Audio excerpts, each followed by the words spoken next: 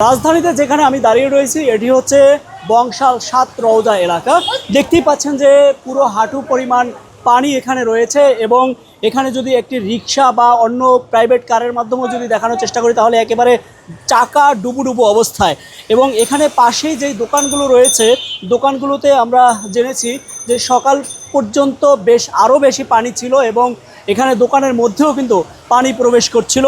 আমরা দু একজনের সাথে একটু কথা বলার চেষ্টা করব যে আপনার দোকান এটা? জি জি, পানি উঠছিল? পানি সকাল ৬টাতে উঠছিল, মনে করেন দোকানে আঁটু পানি আসছিল, বলতে আঁটু পানি আসছিল, পানি কমার কোনো সিস্টেম নাই, মনে করেন কেউ করে নাই, কিছু কাজ টাজ সিটি কর্পোরেশনের লোক আসছিল?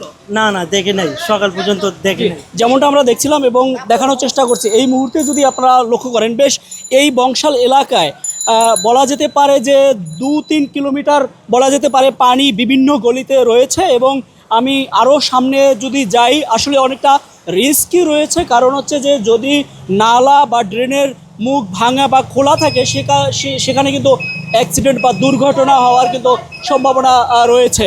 এবং এখানে যারা বলছে স্থানীয়রা তারা বলছে যে সবসময় বৃষ্টি হলে এখানে পানি জমাট থাকে, সিটি কর্পোরেশনকে দায়ী করছে তারা বলছে পানি নিষ্কাশনের জন্য পর্যাপ্ত ব্যবস্থা না নেওয়ার কারণেই মূলত এখানে এরকম পানি জমাট হয়।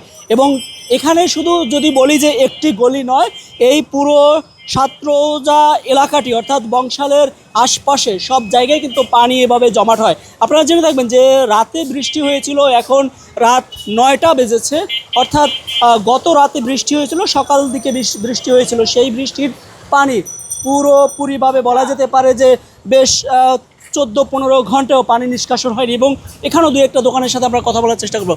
আপনার পানি সকাল পর্যন্ত দেখছিলেন নাকি? সকাল পর্যন্ত পানি ভাইয়া, এই পর্যন্ত পানি ছিল, কোমর অবধি? হ্যাঁ কোমর পর্যন্ত পানি ছিল, পানি কিছু কমছে। সকাল থেকে বৃষ্টি, সকাল থেকে পানি, আমরা বেচা কিনা করতে পারিনি। কি আসলে এই দায় কার? এই দায়কার এখন রোডের ভিতরে মনে করেন অনেক প্রশাসন লেগে আছে, ময়লা মাছি থাকে, ওই মনে করেন ভিতরে যে ময়লা মাছিটি ক্লিয়ার হয়ে গেলে মনে করেন একটুখানি ক্লিয়ার থাকে। সিটি কর্পোরেশন কি আসছিল বা কোনো লোকজন আসছিল পরিষ্কার করার? না এখানে আসেনি। জি, যেমনটা দেখছিলেন আমরা এখানে পথচারীর সাথেও কথা বলার চেষ্টা করব। আপনি এখানে স্থানীয়? জি জি, আমি এই দোকান আমার। কি এখানে কি আসলে পানি কত? এখানে আসলে পানি একবারে এই পর্যন্ত হয়, আমরা পুরাই ডুইবা যাই অর্ধেক, দোকানপাট করতে কষ্ট হইতেছে, এখানে ভাড়া দিতে হইতেছে প্রতি মাসে প্রচুর টাকা আমাদের ভাড়া দিতে হইতেছে, কিন্তু আমরা দোকানদারি করে কোনো লাভ করতে পারতেছি না। পানির জন্য কাস্টমার আসতে পারতেছে না, যাইতে পারতেছে না, বিভিন্ন প্রবলেম হইতেছে আমাদের। কত কিলোমিটার মিলিয়ে পানি কোন এলাকা পর্যন্ত? এইটা মোটামুটি একবার ওইখান থেকে আর্মাইটল ওই দিক থেকে শুরু হয়ে এইখানে একবারে পাকিস্তান মাঠ পর্যন্ত শেষ হয়েছে। মানে মোটামুটি রিক্সা ভাড়া 50 টাকা ভাড়া পর্যন্ত জায়গা কভার হয়, এতটুকু জায়গা পানি দেওয়া ভরা এই এলাকাটা শুধু। যেমনটি দেখছিলেন আসলে আমরা দেখানোর চেষ্টা করছি এই মুহূর্তে নাকি পানি অনেকটা কম, অর্থাৎ সকাল পর্যন্ত প্রায় বলা যেতে পারে যে 2.5 ফিটের উপরে অর্থাৎ কোমর পর্যন্ত পানি দেখিয়েছে এবং অনেক দোকানে কিন্তু পানি প্রবেশ করছে সেটি তারা বলছিলেন। যে আপনি দোকান করছেন এখানে, কি দেখছেন সকাল পর্যন্ত কেমন পানি ছিল আর এখন কেমন? বহুত পানি, এখন একটু কমছে, সকাল থেকে দোকান খুলতে পারি নাই, এই 8:30 দিকে দোকান খুললাম, অনেক পানি ছিল, পানিটা এখন একটু কমছে। সকাল 6টায় যদি বৃষ্টি হয়ে থাকে অর্থাৎ এখন পর্যন্ত সকাল 6টায় বৃষ্টি হলে রাত 9টা বেজেছে, অর্থাৎ 14-15 ঘন্টার মতো হলেও কিন্তু হাঁটু পরিমাণ পানি রয়ে গেছে। একটা লোক হাইটে যেতে পারে, কিন্তু যখন পাইপটা বসাইছে পাইপটা ভাঙছে না, ওই ভাঙার টুকরোগুলো তুলে নেই, উপরে ময়লা তুললে পানি যায় না।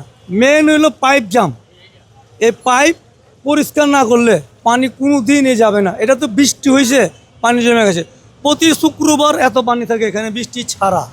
দর্শক যেমনটা দেখছিলেন যে আসলে এখানে বংশাল এলাকায় যে ৭ রওজা এই এলাকাটিতে বৃষ্টির দিনে অর্থাৎ বর্ষাকালে মূলত এখানে সামান্য বৃষ্টি হলেই এই পানি নিষ্কাশনের ব্যবস্থা পর্যাপ্ত না থাকার কারণে এখানের বাসিন্দাদের ব্যাপক ভোগান্তি হচ্ছে সেটি তারা জানিয়েছেন।